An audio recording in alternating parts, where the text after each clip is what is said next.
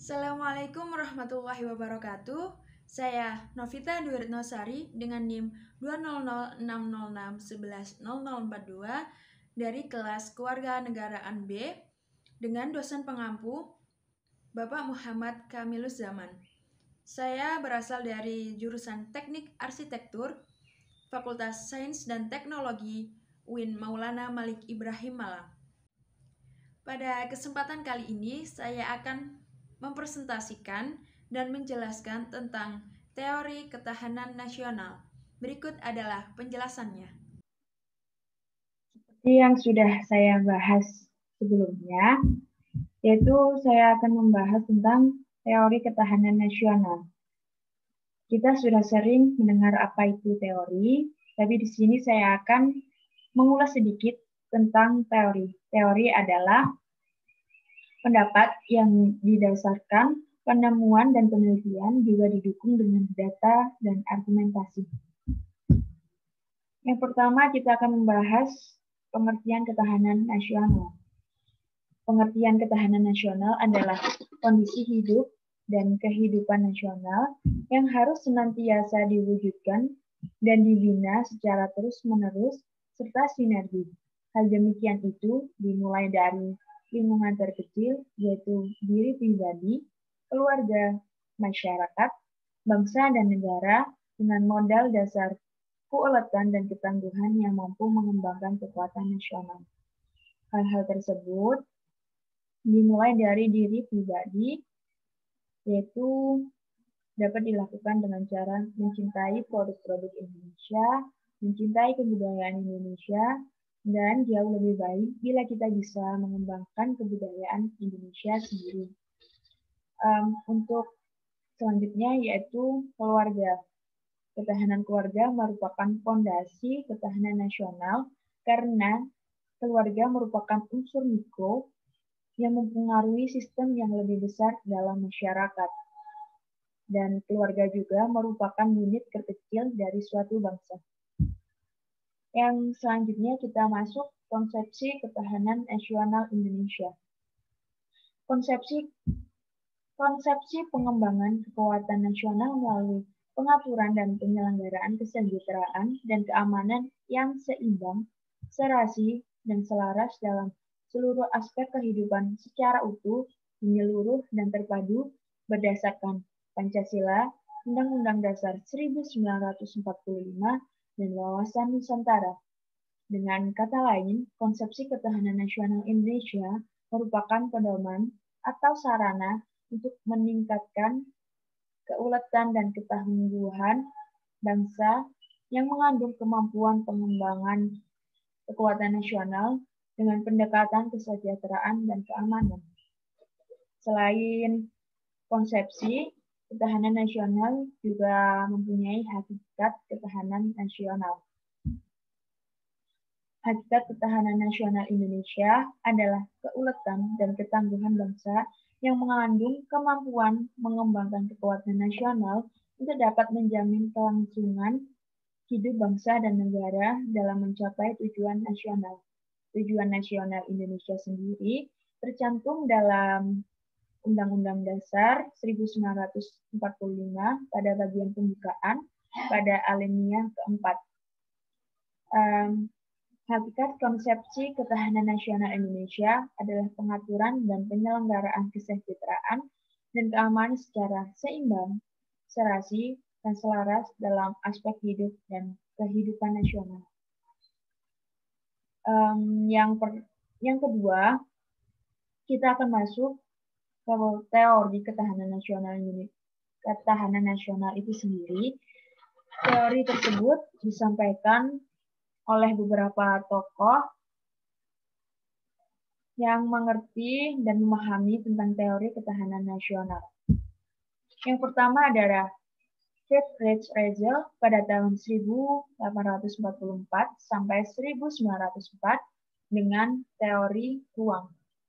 Intinya, ia menyamakan negara sebagai makhluk hidup yang semakin sempurna dan membutuhkan ruang hidup yang makin meluas karena kebutuhan. Dalam teorinya bahwa Bangsa yang berbudaya tinggi akan membutuhkan sumber daya manusia yang tinggi dan akhirnya mendesak wilayah bangsa yang primitif. Yang kedua disampaikan oleh Karl Hausberg pada tahun 1869 sampai 1996 dengan teori yang ia beri nama Pan-region. Isi teori pan-regional antara lain, pertama, Lebensraum atau ruang hidup yang cukup. Yang kedua, autarki atau swasembada. Yang terakhir adalah dunia dibagi 4 pan-region, yaitu pan-Amerika, pan-Asia Timur, dan pan-Rusia India, dan pan-Eropa Afrika. Yang selanjutnya adalah Sir Herbert Mankinder pada tahun 1861 sampai 1947 dengan teori daerah jantung atau heartland.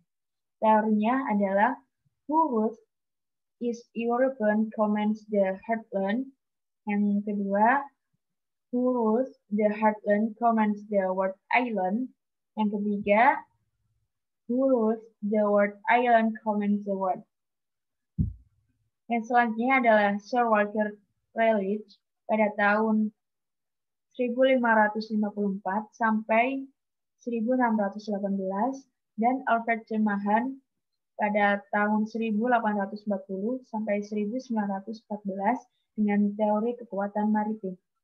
Sir Walter Raleigh mengatakan, siapa yang menguasai laut akan menguasai perdagangan dunia dan akhirnya akan menguasai dunia.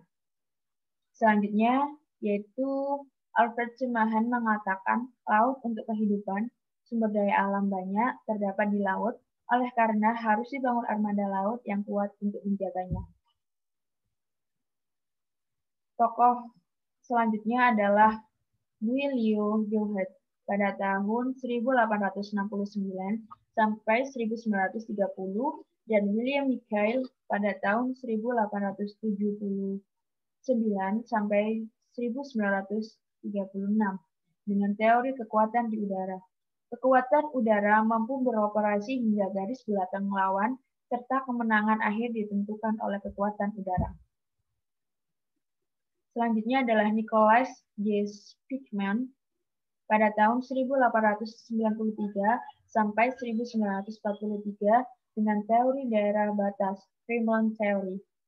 Menurutnya, penguasaan daerah jantung harus memiliki akses ke laut dan hendaknya menguasai pantai sepanjang Eurasia.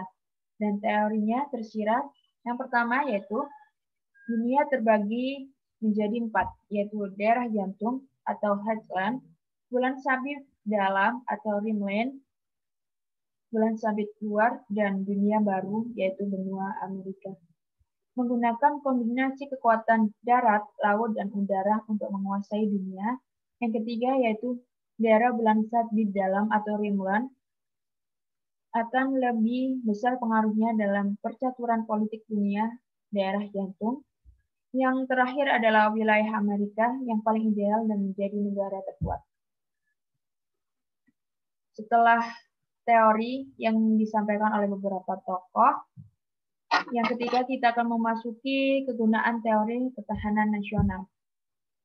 Ketahanan nasional diperlukan dalam menunjang keberhasilan tugas pokok pemerintah, seperti tegaknya hukum dan ketertiban, terwujudnya kesejahteraan dan kemakmuran, terselenggaranya pertahanan dan keamanan, terwujudnya keadilan hukum dan keadilan sosial, serta terdapatnya kesempatan rakyat untuk mengaktualisasi diri dan kelangsungan hidup bangsa dan negara, serta perjuangan mencapai tujuan nasional.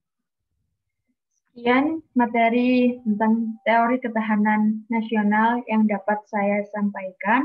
Bila ada salah kata, mohon maaf. Assalamualaikum warahmatullahi wabarakatuh.